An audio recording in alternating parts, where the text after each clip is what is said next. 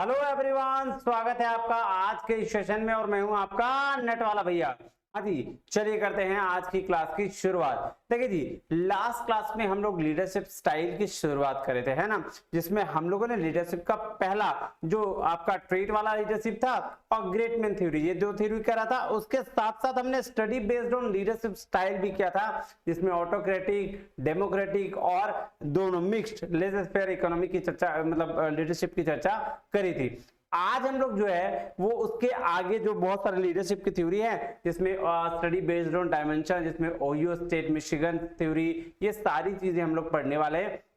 तो ज्यादा लेट ना करते हुए चलिए शुरुआत क्या करते हैं, study based on dimension leadership theory. चलिए जी, आइए। तो आज सबसे पहले आपको क्या करना है, नेट वाला भैया का टेलीग्राम चैनल है, इसको ज्वाइन कर लेना है, जहां पे आपको ये पीडीएफ मिल जाया करेगा। प्लस अगर आपको कोई दिक्कत आ रही है तो आप व्हाट्सएप पे इंक्वायरी कर सकते हैं, किसी तरह का प्रॉब्लम का सॉल्यूशन ले सकते हैं। चलिए जी, सबसे पहले लेक्चर नंबर 13 बिजनेस मैनेजमेंट का हम लोग कर रहे हैं।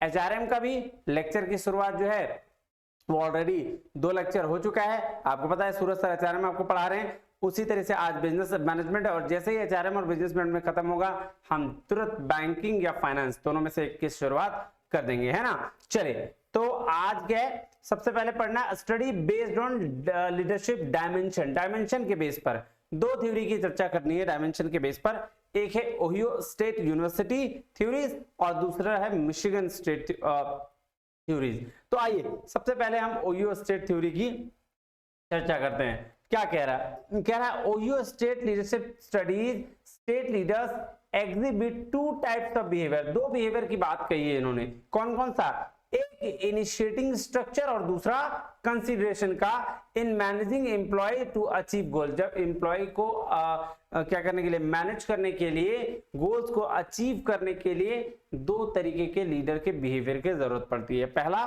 कौन सा? इनिशिएटिंग स्ट्रक्चर और दूसरा कंसीडरेशन। सवाल इसी तरह से पूछा गया है, मैं आपको चार्ट के थ्रू आगे और समझाऊंगा। फिलहाल अभी ये समझ लीजिए कि इनिशिएटिंग स्ट्रक्चर और कंसीडरेशन ये 2 ऐसे बिहेवियर है जिसके तहत एम्प्लॉय को मैनेज करने का, ताकि अचीव कर सके हम क्या, गोल को, ऑर्गेनाइजेशन गोल को। इसकी बात करी है किसने? आपका ओहियो स्टेट लीडरशिप थ्योरी ने। कह रहा है they found 2 critical leadership characteristic. 2 तरह के क्रिटिकल लीडरशिप कैरेक्टरिस्टिक्स को फाउंड किया है। आइदर या तो हाई हो या लो हो, वो तो independent of the one other, एक दूसरे पे डिपेंडेंट रहता है। या कह रहा है the research was based on the questionnaire to leaders and subordinate of the organisation. तो एक क्वेश्चनर की बात करा है इन्हें, है ना। इन्होंने 2 तरह के क्वेश्चनर्स की बात की। एक क्वेश्चनर जो है लीडर्स के लिए है, दूसरा क्वेश्चनर सबऑर्डिनेट्स यानी फॉलोअर्स के लिए। बात समझ में आया? कह रहा है these are known as the leader behaviour description questionnaire. जो LDBQ बोला गया, जो आपके लीडर्स के बिहेवियर के लिए क्वेश्चनर तैयार किया गया। और supervisor behaviour description questionnaire SBDQ कहा गया। कह रहा है ultimately Ohio state leadership study narrow the description leader behaviour into 2 dimension, initiating structure behaviour और कंसीडरेशन बिहेवियर। तो जो ओहियो स्टेट लीडरशिप थ्योरी है, जो उनका बिहेवियर है, उन्होंने क्वेश्चन तैयार किया तो 2 बेस पर तैयार किया। कौन कौन सा बेस था? इनिशिएटिंग स्ट्रक्चर का बिहेवियर का और कंसीडरेशन बिहेवियर का। ये 2 चीजें आपको ध्यान में रखनी है, सवाल इसी से पूछा जाएगा। आइए अब देखिए इनिशिएटिंग स्ट्रक्चर क्या होता है, कंसीडरेशन बिहेवियर क्या, उसके बारे में चर्चा करनी है। कह रहा है the behaviour of leaders who define the leader's subordinate role so that everyone knows what is expected, establishes formal communication lines and determine how task will be performed। तो देखो बोला ऐसा बिहेवियर, इनिशिएटिंग स्ट्रक्चर बिहेवियर का क्या मतलब है? ऐसा behaviour जो लीडर सबऑर्डिनेट के रोल को बता सके और हर कोई ये जान सके कि क्या होने वाला है, व्हाट इज एक्सपेक्टेड।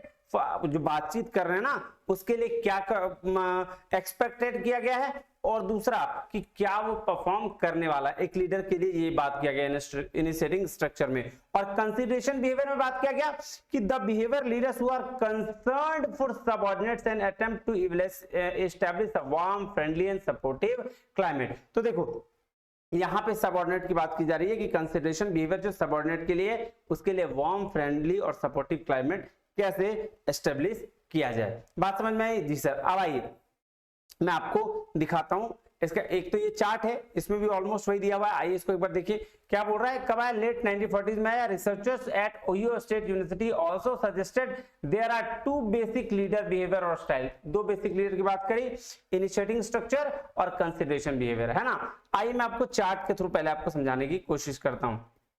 ये देखिए यहां पे देख लीजिए, दो ये बोला कि लो या हाई कुछ भी हो, लो या हाई कुछ भी हो, बट कंसिडरेशन और इनिशिएटिंग स्ट्रक्चर की बात ये करेगा। जब लो स्ट्रक्चर होगा तो high consideration, low structure low consideration, high structure high consideration और हाई स्ट्रक्चर लो कंसिडरेशन। तो ये दो तरह की बात करी है इन्होंने। चलिए अब आ जाइए, पहले एक और तरह की थ्योरी पढ़ते हैं, फिर आपको और अच्छे से समझ में आएगा। लीडरशिप बिहेवियर अप्रोच, दूसरा है मिशिगन स्टडीज। एक तो हुआ काम, एक स्टडी हुई आपकी ये देखो ओहियो स्टेट में, और दूसरा जो है वो मिशिगन स्टडीज, ये इसकी भी एक स्टडी हुई है। रेंसिस लिंकट ने ये रिसर्च किया इस पे। कह रहा है university of Michigan interviewed leaders, managers and followers. Leader जो हैं मैनेजर होते हैं, मैनेजर्स को लीडर कहा गया, फॉलोअर्स को सबऑर्डिनेट कहा गया।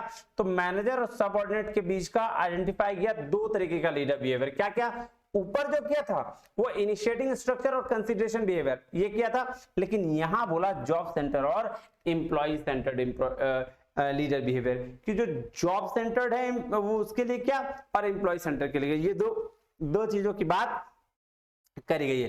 देखिए सवाल भी आपके ना बेसिकली इसी से आते हैं कि पूछ देगा मिशिगन थ्योरी जो है उसमें क्या क्या चीजें की बात करी गई। तो जॉब सेंटर और एम्प्लॉय सेंटर, बस इतना ही याद रखना, इससे ज्यादा दिमाग लगाने की जरूरत नहीं है। वैसे मैं आगे एक्सप्लेन करता हूं। कह रहा managers pay close attention to subordinates work, explain work procedures and keenly interested in performance. देखिए जॉब सेंटर जो लीडर बिहेवियर होता है उसमें मैनेजर्स क्या करते हैं, बहुत ही क्लोज अटेंशन पे करते हैं अपने एम्प्लॉय के लिए और उनके काम को एक्सप्लेन करते हैं, ठीक है, प्रोसीजर्स को एक्सप्लेन करते हैं और वो इंटरेस्ट रहते हैं कि भैया इसका परफॉर्मेंस कैसे होगा ये जानने के लिए। तो जॉब सेंटर लीडर बिहेवियर में ये बातें कही गई है।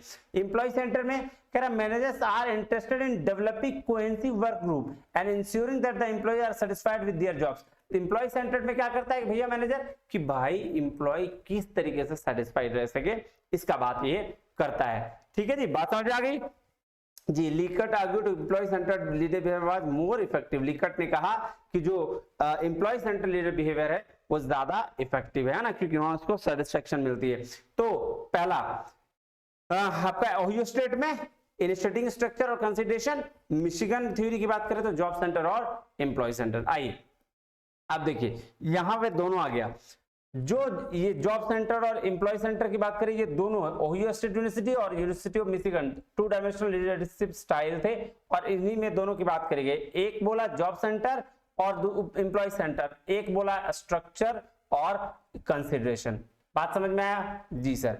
ये देखिए यहां देखिए यहां भी बात करा गया है इनिशिएटिंग स्ट्रक्चर और कंसिडरेशन का, जिसमें कहा गया कि अगर लो स्ट्रक्चर होगा तो कंसिडरेशन हाई होगा, हाई स्ट्रक्चर तो कंसिडरेशन हाई, फिर low structure low consideration and high structure low consideration. ये क्या क्या देता है ये आप देखिएगा, इसमें कुछ नहीं, बस इतना ही याद रखना है इसमें, है ना। चलिए अब जो तीसरा है, ये तीसरा style based on leadership grid. अब देखिए इसमें अलग अलग तरीके की थ्योरी है ना। ये तो जो थ्योरी चर्चा की गई है इसका नाम है path goal theory, blank and mountain managerial grid. Sorry इस थ्योरी का नाम क्या है, ब्लैक एंड माउंटेन।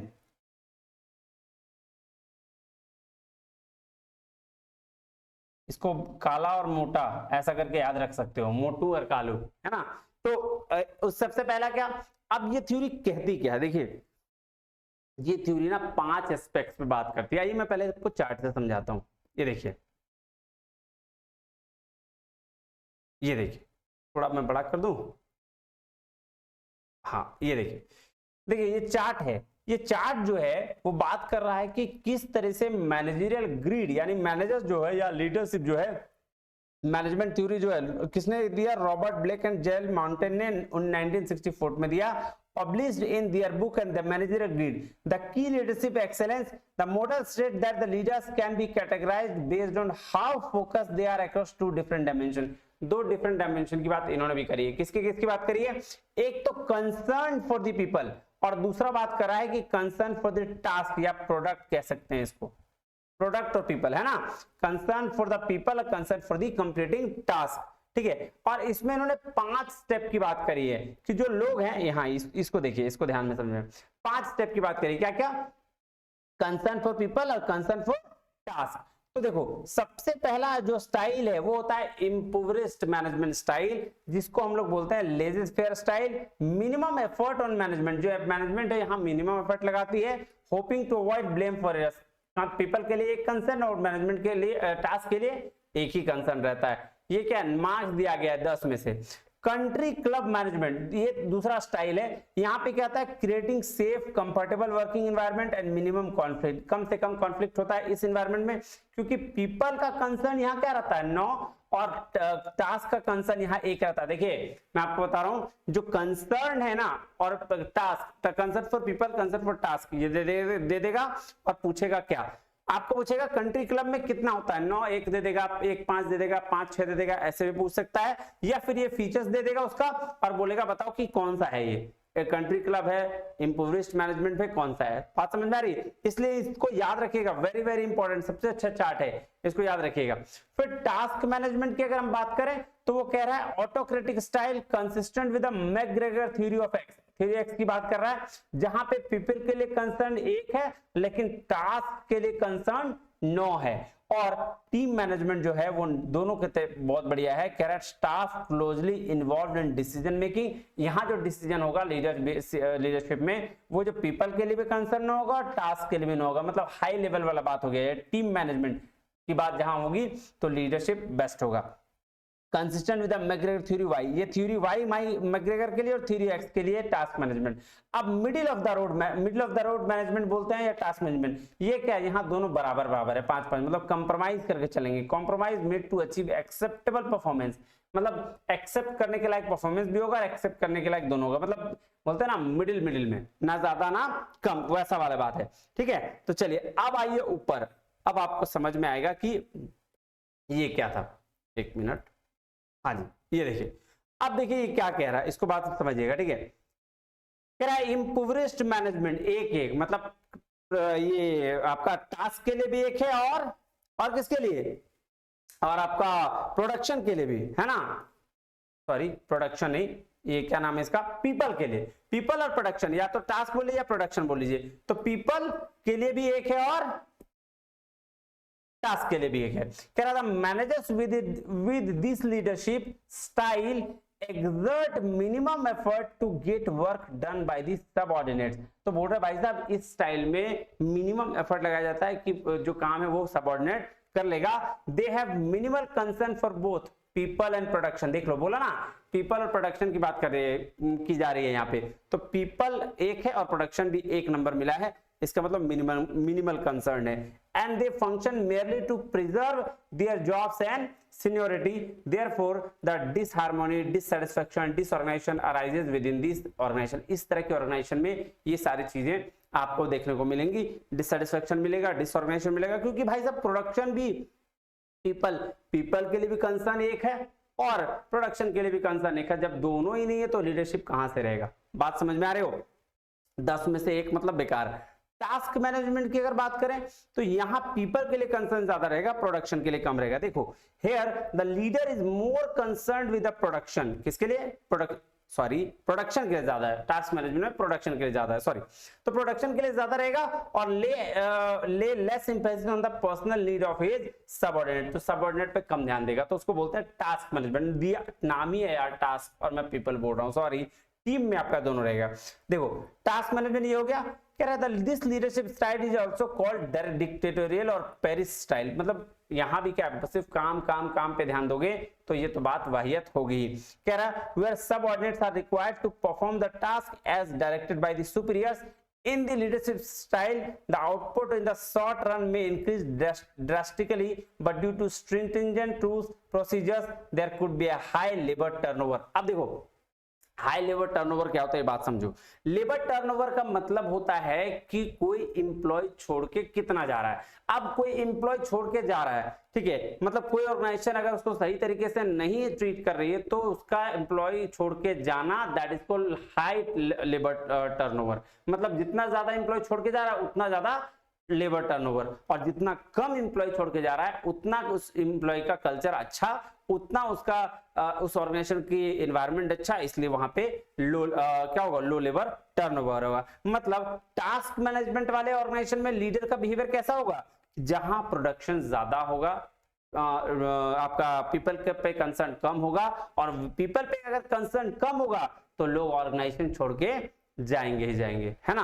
क्यों जाएंगे, क्योंकि हाई लेबर टर्नओवर होता है, और लेबर टर्नओवर का मतलब होता है एम्प्लॉय क्यों ऑर्गेनाइजेशन छोड़ के जा रहे हैं, एम्प्लॉय अगर ऑर्गेनाइजेशन छोड़ के जा रहे हैं दैट्स रीजन, ठीक है। तो इम्पोवरिश्ड मैनेजमेंट मतलब दोनों बर्बाद, टास्क मैनेजमेंट मतलब पीपल पे concern come, that is called task management. Middle of the road मतलब दोनों पे ध्यान देना बराबर बराबर। कह रहा था manager with this style tries to keep a balance between the organizational goals and the personal need of his subordinate. तो लीडर जो है वो यानी कि मैनेजर, लीडर यहां मैनेजर को कहा गया है, मैनेजर सबऑर्डिनेट के साथ रिलेशन भी मेंटेन करता है और टास्क भी मतलब बराबर बराबर मेंटेन करने की कोशिश करता है। The leader focuses on adequate performance through a balance between the work requirement and satisfactory moral, moral को भी डाउन नहीं होने देगा और काम को भी कम नहीं करने देगा, तो उसको बोलते हैं middle of the road. Both people and production needs not completely met, thus the organization land up to the average performance, तो एवरेज परफॉर्मेंस क्या हो जाएगा, that is called middle of the road. ये क्यों बोला गया, इस तरह के ऑर्गेनाइजेशन कैसा होगा जहां पे मैनेजर जो है और वर्कर्स के साथ कैसा या सबऑर्डिनेट के साथ कैसा रिलेशन रखेगा, मिडिल रखेगा, मतलब पीपल के लिए भी उतना ही ध्यान देगा और काम के लिए भी उतना, प्रोडक्शन के लिए भी उतना ही ध्यान देगा। बात समझ में आया जी। अब एक कंट्री क्लब, कंट्री क्लब क्या है, यहां पे ऑर्गेनाइजेशन में पर्सनल नीड को ज्यादा दिया जाएगा। अब देखो जब यहां पर्सनल नीड की ज्यादा बात हो रही है तो यहां लेबर टर्नओवर लेस होगा, क्यों, क्योंकि यहाँ एम्प्लॉय छोड़ के जाएंगे नहीं। अगर तुम किसी ऑर्गेनाइजेशन में काम कर रहे हो और पीपल पे कंसर्न ज्यादा है, लोगों के बारे में ज्यादा जो ऑर्गेनाइजेशन सोचती है, वहां लोग छोड़ के क्यों जाएंगे भाई, और अगर लोग छोड़ के नहीं जाएंगे तो लेबर टर्नओवर क्या होगा, कम होगा। देखो कह रहा है here the leader lays more emphasis on the personal need of the subordinate and give less attention to the output, output को कम दिया, people को ज्यादा। the manager adopt this style leadership within intent to have friendly and comfortable working environment for the subordinates who get self motivated and work harder on their own। तो देखो इस तरह के country club leadership style को अपनाने का purpose सिर्फ इतना ही है कि जो लीडर है वो खुद से काम करे, मोटिवेट रहे, है ना, उनको कुछ बताने की जरूरत ना पड़े, काम में अपने आप प्रोडक्टिविटी आती रहे, यही। But however less attention to the production can adversely affect the work goals may lead to the unsatisfactory results. अब देखो बहुत ज्यादा पीपल पे भी कंसर्न कर लिए, सिर्फ पीपल के बारे में सोच रहे हैं, प्रोडक्शन के बारे में सोचिए नहीं रहे, तो क्या होगा, प्रोडक्शन कम हो जाएगा, अनसैटिस्फैक्टरी रिजल्ट मिलेगा, जिससे दिक्कत आ जाएगी। तो इसीलिए दोनों को लेकर चलना चाहिए। अब देखो लास्ट है टीम मैनेजमेंट। टीम मैनेजमेंट एक ऐसा है जहां पीपल पे भी कंसर्न हाई होता है और प्रोडक्शन पे भी कंसर्न हाई होता है। ये एक ऐसा लीडरशिप स्टाइल होता है मैनेजमेंट का जहां पे आपका दोनों की चीजें बेस्ट रहती है। कह रहा है according to Blake and Mouton it is most effective leadership style where leader takes both people and production hand in hand, दोनों को हाथों हाथ में लेता है, मतलब दोनों को साथ में लेके चलता है।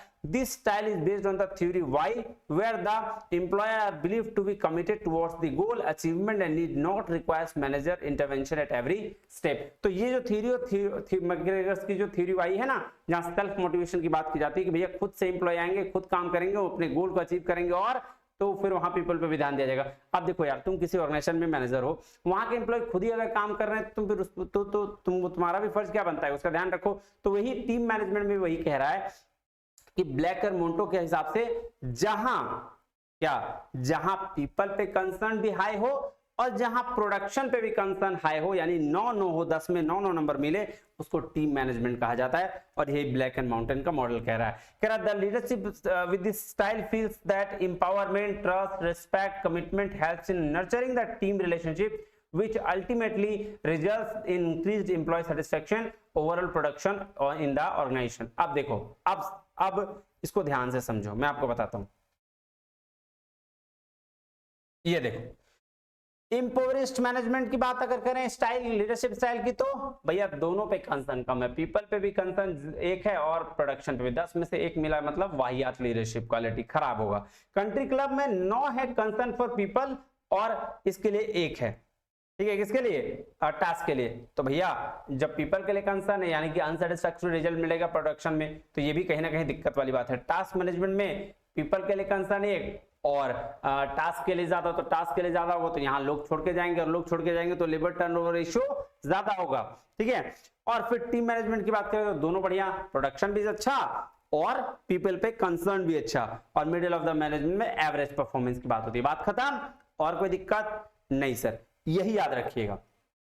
ठीक है, बात समझ में आई जी सर। चलिए अब है लिकर्ट का मैनेजमेंट स्टाइल। अब लिकर्ट ना 4 तरीके की बात कर रहा है, पहले तो वो 2 तरीके की बात करा। क्या क्या बोला भाई साहब, जब देखो 4 इसके सिस्टम है, सिस्टम 4 में से 2 सिस्टम जो बेस्ड है वो साइंटिफिक क्लासिकल अप्रोच पे बेस्ड है, और जो 2 सिस्टम बेस्ड है ना वो ह्यूमन रिलेशन पे बेस्ड है। आइए देखिए क्या कहता है।